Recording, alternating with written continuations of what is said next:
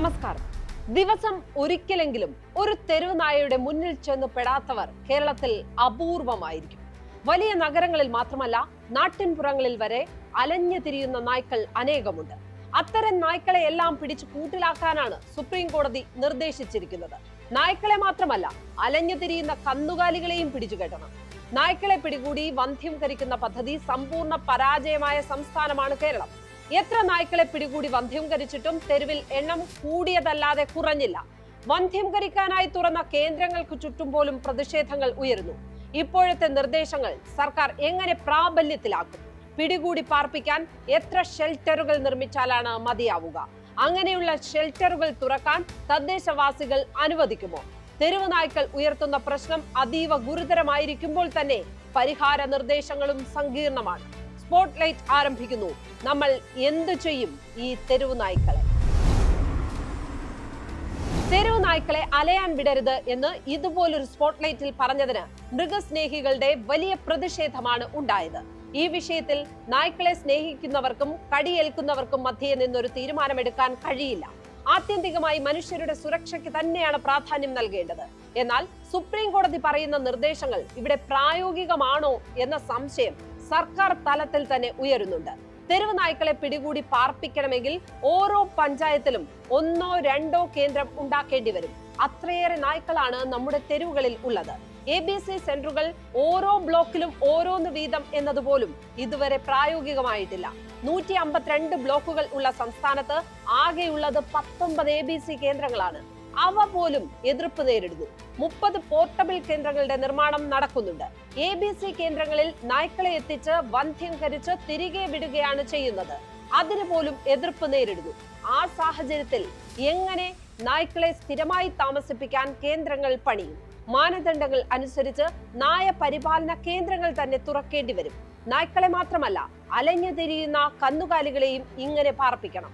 സ്കൂളുകൾ, കോളേജുകൾ, ആശുപത്രികൾ, ബസ് സ്റ്റാൻഡ്, റെയിൽവേ സ്റ്റേഷൻ, സ്റ്റേഡിയങ്ങൾ എന്നിവിടങ്ങളുടെ പരിസരത്തുള്ള നായ്ക്കളെ ഉടൻ പിടികൂടി ഷെൽട്ടറിൽ ആക്കണം എന്നാണ് നിർദ്ദേശം. ഇത്തരം കേന്ദ്രങ്ങൾക്ക് ചുറ്റുമാണ് തെരുവ് നായ്ക്കൾ കൂടുതലും എന്നതിനാൽ ഏറെക്കുറെ എല്ലാ നായ്ക്കളെയും പിടികൂടി മാറ്റേണ്ടി വരും. ഇത് പ്രായോഗികമോ? കേന്ദ്ര സർക്കാരിന്റെ കണക്കനുസരിച്ച് കേരളത്തിൽ 2024 മാത്രം 1,15,046 പേർക്കാണ് നായ കടിയേറ്റത്. സംസ്ഥാന സർക്കാരിന്റെ കണക്കിൽ 3.16 ലക്ഷം പേർക്ക് കടിയേറ്റിട്ടുണ്ട്. വീടുകളിൽ വളർത്തുന്ന നായ്ക്കളുടെ എണ്ണം കൂടി ചേരുന്നതാണ് സംസ്ഥാന ആരോഗ്യ വകുപ്പിന്റെ കണക്ക്. ഈ വർഷം ജനുവരിയിൽ മാത്രം 11,649 പേർക്ക് നായ കടിയേറ്റു. ഒരു മാസം തന്നെ ഇത്ര പേർക്ക് കടിയേൽക്കുകയാണ്. ഇവിടെ എല്ലാ നിയന്ത്രണവും വിട്ട് ഗുരുതരമാണ് സ്ഥിതി. റോഡിലിറങ്ങിയാൽ കടിയേറ്റില്ലെങ്കിൽ ഭാഗ്യം എന്നേ ഉള്ളൂ. നായ്ക്കൾ ഓടിക്കാത്ത ഒറ്റ ദിവസം പോലും ഉണ്ടാകില്ല എന്നും പറയാം. മാലിന്യ കൂമ്പാരങ്ങളെ ചുറ്റിപ്പറ്റിയാണ് ഇവ തെരുവിൽ വളരുന്നത്. ആശുപത്രികളുടെയും സ്കൂളുകളുടെയും കോളേജുകളുടെയും റെയിൽവേ സ്റ്റേഷനുകളുടെയും പരിസരങ്ങളിൽ ഇവയ്ക്ക് വേണ്ടത്ര ഭക്ഷണം ലഭിക്കുന്നുണ്ട്. നായ്ക്കൾക്ക് അനുകൂലമായ ആവാസ വ്യവസ്ഥ സൃഷ്ടിക്കുന്നതിൽ നമുക്കും ഒരു പങ്കുണ്ട്. ഇത്രയേറെ നായ്ക്കൾ അലയുന്ന ഈ തെരുവുകളിൽ ഭക്ഷണം ആവശ്യത്തിന് കിട്ടിയില്ലെങ്കിൽ സ്ഥിതി ഗുരുതരമാവുകയും ചെയ്യും. ഇവ അക്രമാസക്തരാകും. ഫലത്തിൽ സൂചി കൊണ്ട് എടുക്കാവുന്ന നിലയിലല്ല സ്ഥിതി. നായ്ക്കളുടെ ആക്രമണം കേരളത്തിലെ മാത്രം പ്രശ്നമല്ല.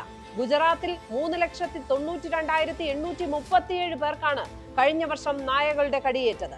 കർണാടകയിൽ 3,61,494 പേർക്ക്, ബീഹാറിൽ 2,63,930 പേർക്ക്, തമിഴ്നാട്ടിൽ 4,80,427 പേർക്ക്. ഇങ്ങനെ എല്ലാ സംസ്ഥാനങ്ങളെയും ഇത് അതീവ ഗുരുതരമായി ബാധിക്കുന്നുണ്ട്. 2030 ആകുമ്പോഴേക്കും പേവിഷബാധ പൂർണ്ണമായും ഇല്ലാതാക്കുക എന്നൊരു പദ്ധതി കേന്ദ്ര സർക്കാരിനുണ്ട്. National rabies control programme. കേന്ദ്ര ആരോഗ്യ മന്ത്രാലയം 2021 സെപ്റ്റംബർ 28 ആരംഭിച്ചതാണ് പദ്ധതി. മനുഷ്യരുടെ ആരോഗ്യവും മൃഗങ്ങളുടെ ആരോഗ്യവും പ്രത്യേകം പരിഗണിച്ചാണ് പദ്ധതി ആസൂത്രണം ചെയ്തിരിക്കുന്നത്. മനുഷ്യരുടെ ആരോഗ്യത്തിന്റെ ചുമതല നാഷണൽ സെന്റർ ഫോർ ഡിസീസ് കൺട്രോളിനും മൃഗങ്ങളുടെ ആരോഗ്യത്തിന്റെ ചുമതല department of animal husbandry and ഡയറിയിങ്ങിനുമാണ്. ഇത് രണ്ടും കൂട്ടിമുട്ടില്ല എന്നതാണ് ഏറ്റവും വലിയ പ്രശ്നം. മനുഷ്യരുടെ ആരോഗ്യത്തിന് തടസ്സമായി വരുന്നത് മൃഗങ്ങളാണ്. മൃഗങ്ങളുടെ ആരോഗ്യത്തിന് തടസ്സമായി വരുന്നത് മറ്റു മൃഗങ്ങളിൽ നിന്നുള്ള പകർച്ചയാണ്. ആത്യന്തികമായി മൃഗങ്ങളെ പൂർണ്ണമായും അലഞ്ഞു തിരിയുന്നതിൽ നിന്ന് മാറ്റണം. അത് മാത്രമാണ് പ്രശ്നത്തിനുള്ള പോംവഴി. ഉത്തർപ്രദേശും ബീഹാറും പോലുള്ള സംസ്ഥാനങ്ങളിൽ എല്ലാ പഞ്ചായത്തിലും ഷെൽട്ടറുകൾ പണിയാൻ സ്ഥലം കിട്ടിയേക്കും. പക്ഷേ കേരളം പോലുള്ള സംസ്ഥാനങ്ങളിൽ ഒരു ജില്ലയിൽ ഒരു സ്ഥലം പോലും ഏറ്റെടുക്കുന്നത് പ്രായോഗികമാവില്ല. മനുഷ്യന് വീട് പണിയാൻ സ്ഥലം കിട്ടുന്നില്ല എന്നാണ് മന്ത്രി എം പി രാജേഷ് പറഞ്ഞത്. ഇനി സർക്കാർ അധീനതയിലുള്ള സ്ഥലത്ത് ഇവ പണിയാൻ തീരുമാനിച്ചാൽ പരിസരവാസികളുടെ വലിയ പ്രതിഷേധവും ഉണ്ടാകും. ഈ സാഹചര്യത്തിലാണ് സഞ്ചരിക്കുന്ന ABC സെന്ററുകൾ എന്ന ആശയം ഉണ്ടായത്. അതുപോലും ഇനിയും പൂർണ്ണമായി നടപ്പിലായിട്ടില്ല. സുപ്രീം കോടതി ഇപ്പോൾ നൽകിയിരിക്കുന്ന നിർദ്ദേശങ്ങളുണ്ട്.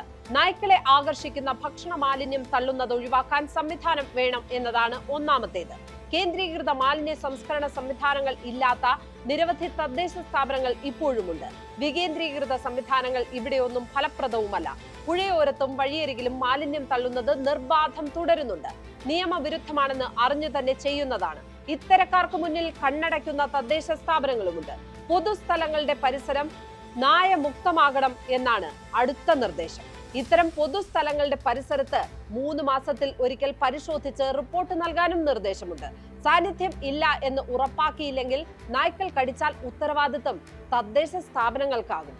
രാജ്യവ്യാപകമായി നായ്ക്കളുടെ വന്ധ്യംകരണം നടത്തണം. തെരുവ് നായ്ക്കളെ ഒഴിവാക്കുന്ന സ്ഥലങ്ങളിൽ വീണ്ടും ഇവ എത്തുന്നില്ല എന്ന് ഉറപ്പാക്കാൻ നോഡൽ ഓഫീസർമാരെ നിയമിക്കണം.